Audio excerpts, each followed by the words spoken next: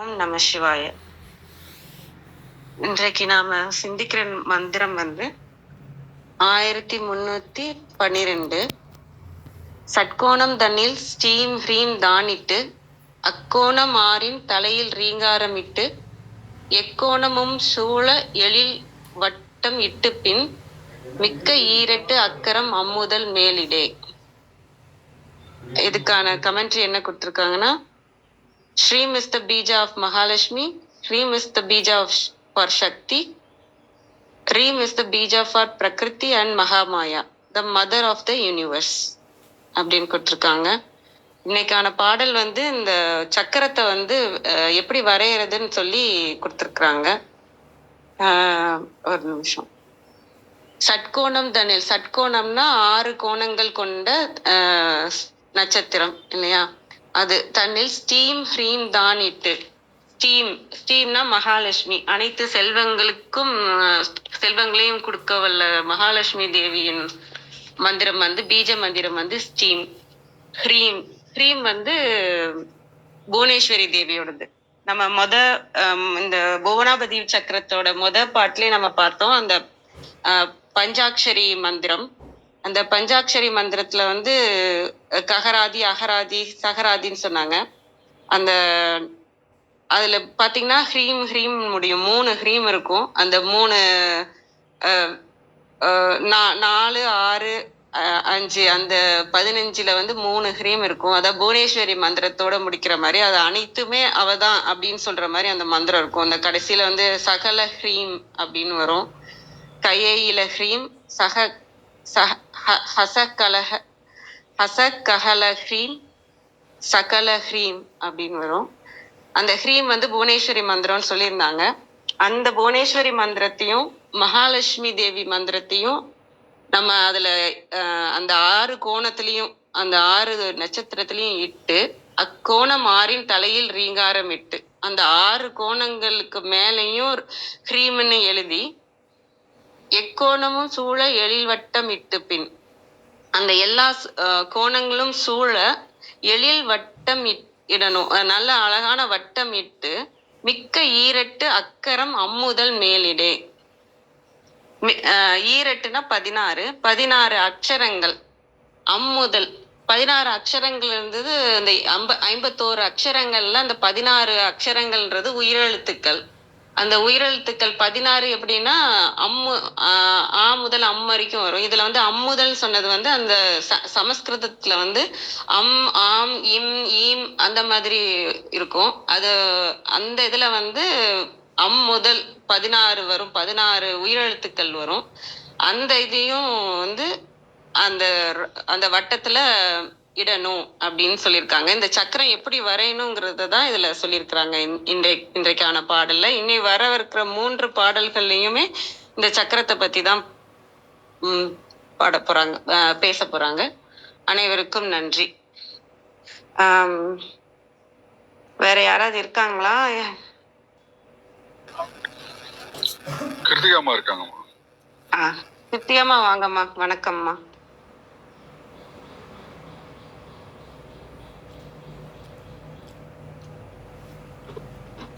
நன்றி. அனைவருக்கும் இனிய காலை வணக்கம்.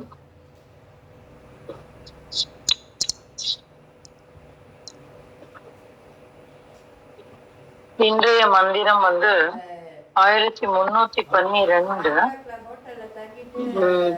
12, 13, 14 ரெண்டும் எல்லாமே சேர்ந்து, ஆக்சுவலா 11ல இருந்து ஆரம்பிச்சிருச்சு. சேர்ந்துதான் அநேக உரையாசிரியர்கள் நமக்கு பலன் சொல்லியிருக்காங்க, பொருள் சொல்லியிருக்காங்க. ஏன்னா ஒரு இயந்திரத்தை இந்த எந்திரம் எப்படி அமைக்கணும் அப்படிங்கிற ஒரு வகையை சொல்லியிருக்காங்க. அந்த தொடர்ச்சியா இருக்கணும் அப்படிங்கிறதுக்காக அவங்க அப்படி சொல்லியிருக்காங்க. நம்ம பிரிச்சு பார்க்கலாம், ஒன்றும் தவறு இல்லை. ஏன்னா நமக்கு புரியணும் அப்படிங்கிறதுக்காக நம்ம 2 விதமா பார்க்கலாம், அதுல பிரச்சனை இல்லை. நேற்றுக்கே பார்த்தோம் இந்த எந்திரத்துல எதை அமைக்கணும் அப்படின்னு சொல்லி. செம்பில் சட்கோணம் தாழிட்டு அப்படின்னு சொல்லியிருந்தார் இல்லைங்களா? அப்போ செம்பல 6 கோணம் விடணும் அப்படின்னு சொன்னாங்க. இப்போ இந்த மந்திரத்தை ஒரு முறை வாசிச்சிடலாம் என்னுடைய தெளிவுக்காக. ஷட்கோணம் தன்னில் ஸ்ரீம் ஹ்ரீம் தாளிட்டு அக்கோணமாரின் தலையில் ரீங்காரமிட்டு எக்கோணம் சூழ எழில் வட்டமிட்டு பின் மிக்கி ஈரட்டு அக்கரமும் அதன் மேலிடே அப்படின்னு அக்கரமும் அதன் மேலிடே அப்படின்னு சேர்ந்து போட்டிருக்கு. அப்போ இதுதான் இந்த மந்திரம். அப்ப எட்கோணம் தன்னில் ஸ்ரீம் ஹ்ரீம் தானிட்டு அப்படின்னு சொல்றாங்க. இப்ப இத நம்ம எப்படி அமைக்கணும் அப்படிங்கிறத நம்ம பார்த்துட்டோம். 8 கோணம் அப்படின்னா இந்த சண்முக கோலம் அப்படின்னு சொல்லுவாங்கல்ல, அந்த மாதிரி நடுவுல இந்த ஸ்டார் மாதிரி போடுவாங்கல்ல, 2 முக்கோணங்கள், ஒன்று கீழ் நோக்கி ஒன்று மேல் நோக்கி. அப்ப நமக்கு என்ன கிடைக்கும் அப்படின்னாக்க சுற்றிலும் 6 கோணங்கள் கிடைக்கும் நமக்கு. சாரி, 8 கோணம் சொல்லிட்டானோ, 6 கோணம் கிடைக்கும். இதான் இந்த சண்முக கோலம் அப்படின்னு சொல்லுவோம். அதனாலதான் பொதுவாகவே இந்த கோலத்தை நம்ம வீட்டுல வாசல்ல போட மாட்டோம், சுவாமி முன்னாடி போடுவோம். அதுவும் கால் படுற இடத்துல போட மாட்டோம், மேடையில போடுவோம். விளக்கு வைக்கிற இடத்துல போடுவோம். அதுல கால் படக்கூடாது, ஏன்னா அது சண்முக கோலம் அப்படிமோ. ஏன்னா அந்த அறுகோணம் அப்படிங்கிறது என்ன அப்படின்னா, சண்முகம் அப்படின்னால அது ஞானத்தினுடைய ஒரு வெளிப்பாடு. அப்ப அந்த ஞானத்தை குறிக்கக்கூடிய சொல் தான் சண்முகம். அது நமக்கு பின்னாடியும் சொல்லுவார் அவர். அப்போ அந்த ஒரு காரணத்தினால நம்ம என்ன பண்ணுவோம்னாக்கா, இந்த கோலத்தை நம்ம பொதுவா வெளியில போட மாட்டோம். இப்படி ஒரு அந்த சண்முக கோலம் என்று சொல்லக்கூடிய 2 முக்கோணங்களை ஒன்றில் ஒன்று கீழ் நோக்கி ஒன்று மேல் நோக்கி இருக்கக்கூடிய அந்த மாதிரி இடத்துல போட்டுட்டு அதுல என்ன சொல்றாரு, ஸ்ரீம் சானட். இப்ப ஸ்ரீம் அப்படின்னா என்னன்னு நம்ம பார்த்திருக்கோம். ஸ்ரீம்னா அதையும் நம்ம பார்ப்போம், சிவபீஜமோட சேர்ந்த காளியினுடைய பீஜம் ஸ்ரீம் அப்படின்னு நம்ம சொன்னோம் இல்லையா. அப்போ அதுதான் அதுலயும் ஏகாட்சரி என்று சொல்லக்கூடிய புவனையினுடைய பீஜம் அது. அப்போ அந்த ஸ்ரீம் என்பது லக்ஷ்மியினுடைய பீஜம். அப்போ இத நடுவுல போட்டுட்டு ஸ்ரீம் இந்த ரெண்டையும் இதுல நீங்க பாத்தீங்கன்னா எதனால ஏகாட்சரின்னு சொல்றோம், நம்ம பொறுத்த வரைக்கும் அந்த இடத்துல ஸ்ரீம் அப்படின்னு அந்த இம்முங்கிற ஒரு எழுத்து வரும். தமிழ்ல நீங்க எழுதும் போது அது 2 எழுத்து உண்டானதா தான் இருக்கும். ஸ்ரீம் அப்படின்னா இப்ப நான் ஸ்ரீதர் அப்படின்னு எழுதுறேன்னா அந்த ஸ்ரீ ஒண்ணு வரும், அப்புறம் இரு வரும் இல்லைங்களா. அதே மாதிரி ஸ்ரீம் எழுதினா ஸ்ரீ அப்படின்னு ஒரு எழுத்து வரும், அப்புறம் இம் அப்படிங்கிற ஒரு எழுத்து. இது நம்ம எழுத்து முறை, ஆனா தமிழ் எழுத்து முறை. ஆனா இந்த ஸ்ரீம் ஸ்ரீம் இந்த ரெண்டுமே சமஸ்கிருதத்துல எழுதும் போது இந்த இம் அப்படிங்கிறதுக்கு விசர்க்கம் மந்திரம் தான் வரும். அந்த விசர்க்கம்னா இதுக்கு உண்டான முக்கியத்துவத்தை நம்ம முன்னாடியே பார்த்திருக்கோம். அந்த ஒரு சின்ன வட்டம் அது மாத்திரம்தான் வரும், இந்த மேன நம்ம இப்ப எழுதக்கூடிய எழுத்து வராது. அப்போ இந்த இடத்துல அதேதான் ஸ்ரீம் ஸ்ரீம் இது ரெண்டையும் நடுவுல போடுறோம். அப்புறம் இந்த 6 முக்கோணம் இருக்கு பாத்தீங்களா, இந்த 6 முக்கோணம்லயும் அதே மாதிரி எழுதிட்டு அந்த 6 முக்கோணத்தோட மேல் கோணம் அந்த முகடு மாதிரி இருக்கும் இல்லையா, அந்த இடத்துல தீமிடணும் அப்படின்னு சொல்றாரு. அவருதான் சொல்றாரு, ஷட்கோணம் தண்ணில் ஸ்ரீம் ஹ்ரீம் தானிட்டு அக்கோணமாரின் தலையில் ரீங்காரமிட்டு அப்படின்னு சொல்றாரு. அப்ப அந்த இடத்துலயும் அந்த ரீங்காரம் அப்படிங்கறது இந்த ஹ்ரீம தான் சொல்றது. சோ அந்த ரீங்காரமிட்டு அப்படின்னா அவரு சொல்றாரு. அப்புறம் எக்கோணமும் சூழ எழில் வட்டமிட்டு அப்படின்றாரு. அப்ப இது என்ன அப்படின்னாக்க, இந்த நம்ம ஸ்ரீசக்கரத்துல பாத்தீங்கன்னா உங்களுக்கு தெரியும், அதை சுத்தி ஒரு இதழ்கள் வரும், தாமரை இதழ் மாதிரி. நம்ம இப்படி போடுவோம்ல, இந்த வளர்த்தெல்லாம் போட்டு தாமரை கோலம் போடுவோம் இல்லையா, தாமரை பூ கோலம், அந்த மாதிரி அது போடுறதுக்கு உண்டான அடிப்படையான ஒரு வட்டம். அந்த வட்டத்துல நீங்க பாத்தீங்கன்னா 8 அறைகள் இருக்கிற மாதிரி இருக்கும். ஒரு வட்டம், அதுக்கு மேல ஒரு வட்டம், அதை 8ஆ பிரிச்சிருப்பாங்க. அதை எதை வச்சு பிரிச்சிருப்பாங்கன்னா, எழில் வட்டம் 8 அப்படின்னா அந்த தாமரை பூ மாதிரி ஆன ஒரு ஒரு வடிவம் போட்டுட்டு இட்டு பின் மிக்கு ஈரட்டு அக்கரமும் அதன் மேலிடே அப்படின்னு சொல்றாங்க. அப்ப அது என்ன ஈரட்டு அக்ஷரம் அப்படின்னாக்கா, அந்த 16 உயிரெழுத்துக்கள் நம்ம அகரம் முதலாக எழுதணும் அப்படின்னு சொல்றாங்க. இது வந்து அந்த இந்திரம் அமைக்கும் முறை. நான் நேத்திக்கு ஒரு வார்த்தை சொன்னேன். எந்தெந்த ஆக்சுவலா அதை எடுத்து வச்சுக்கணும்னு நினைச்சேன், மறந்துட்டேன். எந்தெந்த மெட்டல், அதாவது எந்தெந்த உலோகம் இல்லைன்னா பொருள், எந்தெந்த சக்கரத்துக்கு எந்த புவனைக்கு, ஏன்னா புவனையே நம்ம 8 புவனையா பிரிப்போம். அப்படி பிரிக்கிறதுக்கு உண்டான நேரத்துல எப்படி இத பண்றோம் அப்படின்னு சொல்லிட்டு எடுத்து வச்சுக்கணும். அப்ப இதுல நம்ம செம்புல போடுறோம். அப்ப அந்த செம்புல இருக்கக்கூடியது பரவாயில்ல, நம்ம நாளைக்கு கூட நான் அதை எடுத்துக்கிறேன் அந்த இன்ஃபர்மேஷனை. இப்படி இந்த சக்கரத்தை அமைக்க வேண்டும் அப்படிங்கிறாங்க. இந்த இடத்துல நீங்க பாத்தீங்கன்னா அறுகோணம் வருது. இந்த அறுகோணம் புவனை நான் ஏற்கனவே சொல்லியிருக்கேன், ஸ்ரீ சக்கரம்ங்கிறது நம்ம தான். ஸ்ரீ அப்படிங்கிறவள், ஸ்ரீ வித்யா அப்படிங்கிறது நம்மளுடைய ஞானம், அதை குறிக்கக்கூடிய சொல் தான். இதுல புவனை மிக தெளிவான இடத்துல இருக்கிறவள். அப்ப அவளுடைய அந்த சக்கரம் எப்படி அமைகிறதுன்னு பாருங்க, ஞானம். அப்ப இது முழுக்க முழுக்க முழுக்க முழுக்க நம்மளுடைய ஆக்ஞா சக்கரத்தை பற்றி குறிக்கக்கூடியது. இப்ப நீங்க போன சக்கரம் பைரவ சக்கரம் தானே பார்த்தோம், இல்ல சாம்பவி மண்டல சக்கரம் பார்த்தோம். இந்த சாம்பவி மண்டல சக்கரம் பாத்தீங்கன்னா முழுக்க முழுக்க விசுத்தியை குறிக்கக்கூடியது. இப்ப இந்த இடத்துல நீங்க முழுக்க முழுக்க பாத்தீங்கன்னா நம்மளுடைய ஆக்ஞையை குறிக்கக்கூடிய ஒரு சக்கரம் இது, அதான் புவனாபதி. அப்ப அங்க இருந்துதான் நம்ம அப்படி இதை புரிஞ்சுக்கும் போது நம்மளால இன்னும் ஈஸியா அதை பின்பற்ற முடியும். இந்த அறுகோணமும் நம்ம உடம்புக்குள்ள இருக்கக்கூடியதுதான் 6 ஆதாரங்கள்.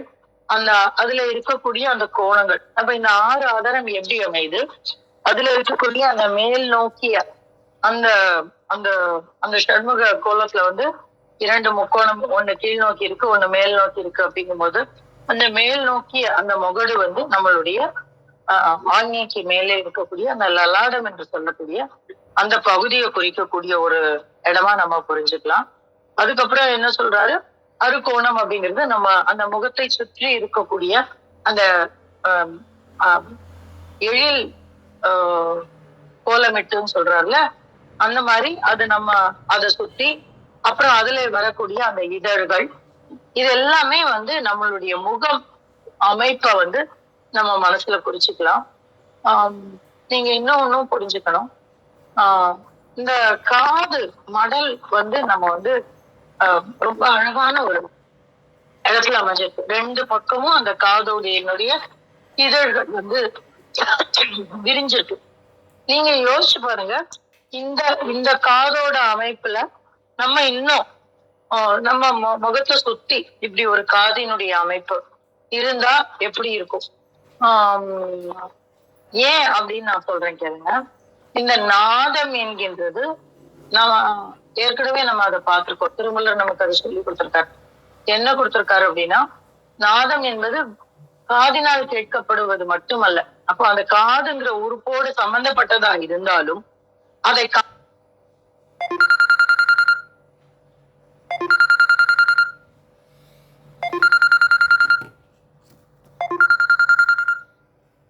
காதால மாத்திரம் இல்ல, மொத்தமும் உணர்றதுதான்.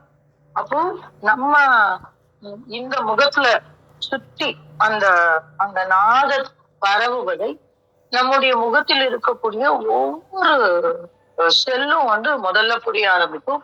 அதுக்கப்புறம் இந்த உடம்புல இருக்கக்கூடிய ஒவ்வொரு செல்லும் அந்த நாதத்தை உள்வாங்க ஆரம்பிக்கும். அதனாலதான் நீங்க பாத்தீங்கன்னா இதுல இந்த போட்டிருக்கிற அந்த 8 இதழையும் நம்ம நம்ம முகத்தை சுத்தி வச்சுக்கலாம். நடுவுல இருக்கக்கூடிய அந்த ஷட்கோணம் நம்மளுடைய ஆக்ஞையா வச்சுக்கலாம். இதை இப்படி புரிஞ்சுட்டோம்னா நம்ம ஸ்ரீசக்கரத்துல இருக்கக்கூடிய அந்த 8 இதழ் 16 இதழ் வரும்பொழுது இந்த கோணம் இன்னும் பெருசாகும். ஏற்கனவே பார்த்திருக்கோம். 4 மேல் நோக்கி கோணம், 5 கீழ் நோக்கி கோணத்தோட மிகப்பெரிய ஸ்ரீசக்கரம் அமைய போறது. அப்ப அந்த ஸ்ரீசக்கரத்துல மொத்தம் வந்து முதல்ல ஒரு 8 இதழ் தாமரை இருக்கும். அதுக்கப்புறம் ஒரு 16 இதழ் தாமரை இருக்கும். அதை சுற்றி வட்டம் இருக்கும். இது எல்லாமே நம்மளுடைய பஞ்சகோஷத்தையும் இது எல்லாத்தையுமே சொல்லக்கூடியது. அப்ப அதற்குண்டான ஆரம்பமாக இந்த இதை வச்சுக்கலாம். நீங்க பாத்தீங்கன்னா இந்த ஒரு ஆடு வரும். நான் அந்த ஆடை பார்க்கும்போது எல்லாம் வந்து எனக்கு இந்த புவனாவதி சக்கரம் தான் ஞாபகம் வரும். என்ன ஆடுனா ஒரு இந்த வெயில் காலத்துல வரும் ஒரு கூல்ட்ரிங்க்ஸோட ஆடு. அப்படியே அந்த ஒரு ஸ்ட்ரா போட்டு நம்ம உடம்பு நம்ம தலையில இருந்த அத்தனை இதையும் அந்த எனர்ஜி எல்லாம் சூரியன் குடிக்கிற மாதிரி வரும். அப்ப அந்த அந்த சூரியனுடைய அந்த அந்த முகம் எப்படி இருக்கும்னாக்க நம்மளுடைய மனித முகம் மாதிரி போட்டு அந்த அதை சுத்தி அந்த சூரியகாந்தி பூவினுடைய அந்த இதழ்கள் இருக்கிற மாதிரி இருக்கும். ஒரு குழந்தைங்க கார்ட்டூன்ல கூட அந்த மாதிரியான ஒரு அமைப்பு ஒண்ணு வரும். இதெல்லாம் பார்க்கும்போது ஆட்டோமேட்டிக்கா ஐ கனெக்ட். எனக்கு அங்க போயிடும். அப்ப அந்த இடத்துல எனக்கு இது மாதிரி தெரியாது. அது ஒரு ஆடு மாதிரி டிவில இருக்கிற மாதிரி தெரியாது. இன்னும் அதனோட நம்ம வந்து இப்படி பார்க்க ஆரம்பிச்சிட்டோம்னாக்க இன்னும் நிறைய நுட்பமான சில விஷயங்கள் வந்துடும். ஆரம்பத்துல நான் இதை உங்கள்கிட்ட சொல்லியிருக்கேன்னான்னு தெரியல. நீங்க நம்ம இந்த மாதிரி பிரபஞ்சத்தோடு கனெக்ட் பண்ண ஆரம்பிக்க நம்ம மனதுல உண்டான கேள்விகளுக்கு டிவியில ஓடுற ஏதோ ஒரு ஆடோ இல்ல டிவியில ஓடுற ஏதோ ஒரு படமோ இல்ல ஏதோ ஒண்ணு பதில் சொல்லும். நம்மோட பேசும். அது எனக்கு இருக்குன்னு நினைக்காதீங்க, பேசும். 100% பேசும். எப்படி இது வந்து கோயில்ல நம்ம நிமித்தம் பாக்குறதுன்னு சொல்லுவோம். ஏதோ போயிட்டே இருப்போம், ஏதோ மனசுல நினைச்சிட்டே இருந்தாங்கன்னா கோவில்ல யாரோ ஏதோ சம்மந்தம் இல்லாம பேசுவாங்க. ஆனா அது நமக்கு பொருளை கொடுக்கும். இத நிமித்தம்னு சொல்லுவாங்க. இது வந்து இயல்பா எல்லா இடத்துலயும் இருக்கும். எதனால கோவில்ல மாத்திரம் நம்ம அதை நம்புறோம் அப்படின்னாக்க அங்க வந்து நம்ம எண்ணெய் குவிப்பு இருக்கும் அப்படின்னு. இந்த எண்ணெய் குவிப்பை வந்து நம்ம எல்லா இடத்துலயும் எல்லா நேரத்திலயும் வைக்கும்போது ஒரு இடத்துல இருந்தும் பிரபஞ்சம் வந்து நம்மோட பேச ஆரம்பிக்கும். அது புஸ்தகமா இருக்கலாம். ஒரு சிலர் சொல்லுவாங்க இந்த புஸ்தகத்தை நம்புறவங்களுக்குள்ள ஒரு இது உண்டு. இன்னைக்கு பைபிள்ல கூட உண்டு. ஏன் இன்னும் சொல்ல போனா சைவ சித்தாந்தத்துல கூட அந்த ஒரு வழி உண்டு. என்ன சொல்லுவாங்க அப்படின்னா, ஏதாவது ஒரு பிரச்சனையோட போனா நம்ம திருமுறைகள்ல நூல் போட்டு பாக்குறதுன்னு சொல்லுவாங்க. அந்த நூல் போட்டு அந்த ஏதாவது ஒரு ஏடு எடுப்பாங்க. அந்த நூல் போட்டு அந்த அந்த ஏட்ல வரக்கூடிய அந்த பதிகம் வந்து அவர்களுக்கு உண்டான பதில சொல்லும் அப்படின்னு சொல்லுவாங்க. இது ஒரு முறை இருக்கு. இன்ஃபேக்ட் நம்மளுடைய இவர் வந்து ஒரு மெய்கண்டார் வந்து பிறந்ததே அந்த மாதிரி நூல் போட்டு பார்த்துதான் அந்த பதிகத்தை சொல்லி அவர் வந்து அந்த கோயிலுக்கு போய் அவங்க அப்பா அம்மா அந்த கோயிலுக்கு போய் பிரார்த்தனை பண்ணி குளிச்சு அங்க தங்கிதான் அவர் பிறந்தாருன்னு சொல்லுவாங்க. சோ இது எல்லா இடத்துலயும் உண்டு. கிறிஸ்டியானிட்டியில என்ன சொல்லுவாங்கன்னா, பைபிள்ல ஒரு வசனம் வருது அப்படிம்பாங்க. ஏதாவது ஒரு பக்கத்தை பிரிப்பாங்க. அப்ப அந்த பக்கத்துல இருக்கக்கூடிய வசனம் வந்து அவங்களுக்கு பதில் சொல்லும். இந்த மாதிரி எல்லாம் நிறைய விஷயங்கள் இருக்கு. சோ இந்த மாதிரியான ஒரு சாரி நான் எங்கேயோ போயிட்டேன். எதுக்குன்னா நம்ம உடம்புதான், நம்ம கான்சியஸ் தான் இந்த விஷயங்களை ஈர்க்கக்கூடியது. அதற்கு உண்டான முக்கியமான ஒரு அவேர்னஸ் வந்து தரக்கூடியது இந்த புவனாவதி சக்கரம். அந்த அவேர்னஸ் வந்துருச்சுன்னா, நீங்க இந்த அவேர்னஸ் வரணும்னா கண்டிப்பா ஆக்ஞா விழிக்க இருக்கணும். அந்த ஆக்ஞா விழிக்கிறதுக்கு உண்டான ஒரு தேவதையா, அவளை வந்து ஞானத்தினுடைய தலைவியா இந்த புவனாவதி சக்கரத்தை வந்து நமக்கு திருமூலர் சொல்லி தராரு. சோ இந்த இந்த கோணத்துல நீங்க யோசிச்சு பாருங்க, இந்த புவனை வந்து எவ்வளவு முக்கியமான ஒரு இடத்துல நமக்கு உதவுறா அப்படிங்கிறது தெரியும். அத்தகைய ஒரு அற்புதமான ஒரு விஷயத்த உங்களோட பகிர கிடைத்த திருமூலரின் பெருங்கருணைக்கு நன்றி சொல்லி என்னுடைய பகிர்தலை முடிக்கிறேன். நன்றி. நன்றிங்க அம்மா, அருமையான விளக்கம்மா, நன்றி. அது நீங்க ஞானத்துக்கானது அதை திரும்ப திரும்ப அழுத்தமா சொன்னது ரொம்ப நன்மையா இருந்தது. அது மாதிரி நீங்க சொல்ற மாதிரி அந்த நம்ம மனம் குவிந்து இருக்கிறப்ப நமக்கு ஆன்சர் எங்கெங்க இருந்தோ கிடைச்சிக்கிட்டே தான் இருக்கும். நம்ம பார்க்க தான் தவறிடுறோமே தவிர நமக்கான அந்த கடவுளோட அருள் எப்பயுமே இருந்துகிட்டே இருக்கும். நம்ம அதை கவனிக்கிறது தான் நம்மளோட வேலை பண்ணணும். நன்றிங்கம்மா. பிரணவன் ஐயா வாங்க ஐயா. வணக்கம் ஐயா. விந்தியாமா இருக்காங்களா பாருங்க. என் இதுல தெரியல, இருக்காங்களா? இல்ல இல்ல விந்தியாமா இல்ல. சரி, நல்லது. அது இந்த சைவத்துல நூல் போட்டு பாக்குறது கயிறு சாத்துதல் அப்படின்னு சொல்லுவோம். அதுவும் குறிப்பா 7 திருமுறை தேவாரம் எடுத்துக்கிட்டு அதுலதான் கயிறு சாத்தி பாக்குற பழக்கம் உண்டு. எங்க வீட்டுல கூட நாங்க அது மாதிரி பண்ணுவோம். அது ஞான சம்பந்தருடைய பதிகம் பேயடையா பிள்ளையோடும் அப்படின்னு ஒரு பதிகம்.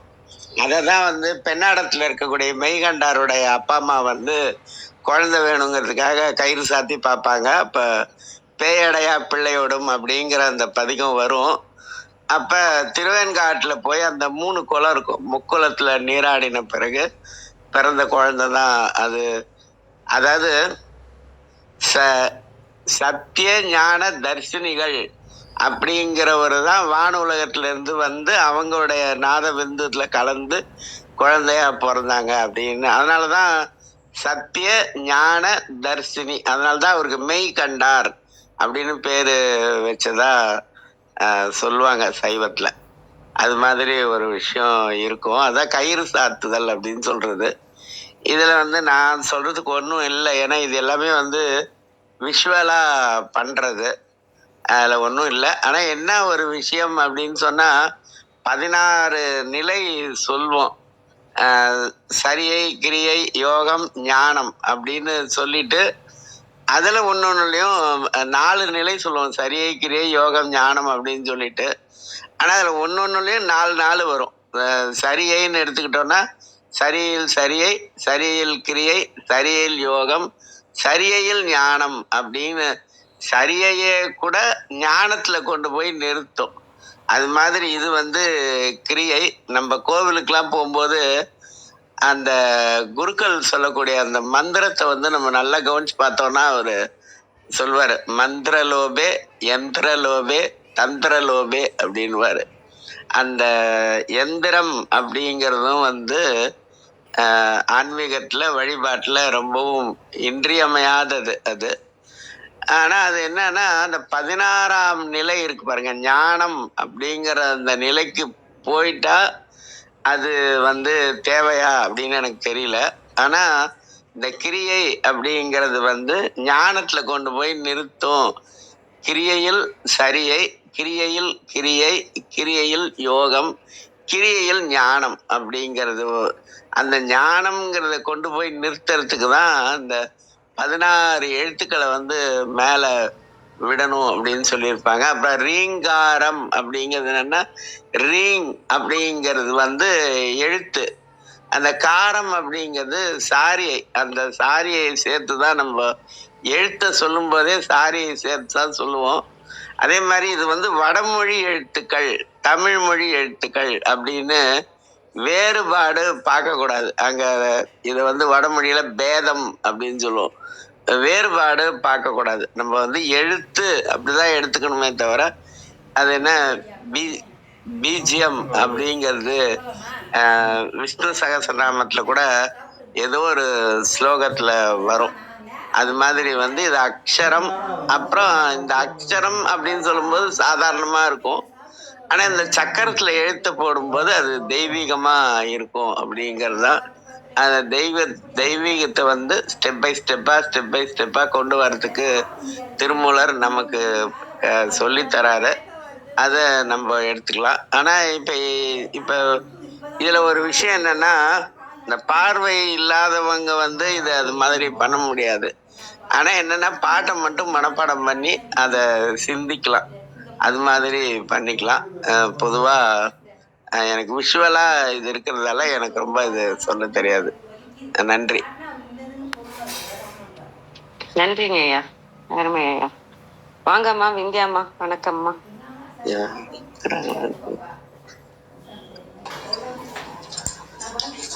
அனைவருக்கும் வணக்கம். ஓம் சிவசக்தி போற்றி, ஓம் திருமூலரே போற்றி. 1312வது திருமந்திரம், அறுகோண சக்கரம்.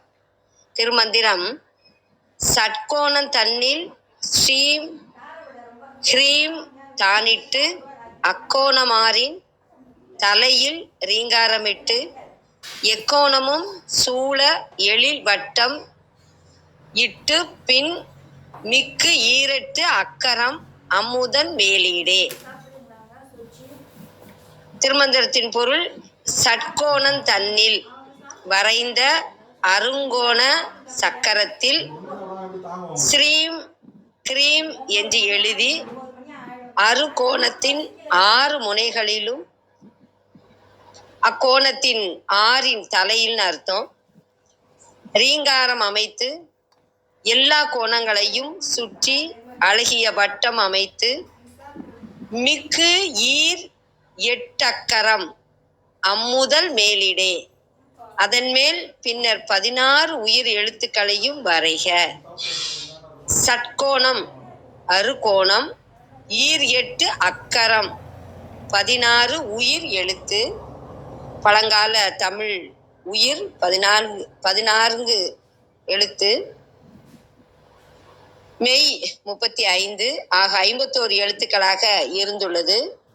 பல திருமந்திர பாடல்களில் இந்த 51 எழுத்து குறிப்பிடப்படுகிறது. கழக வெளியீட்டில்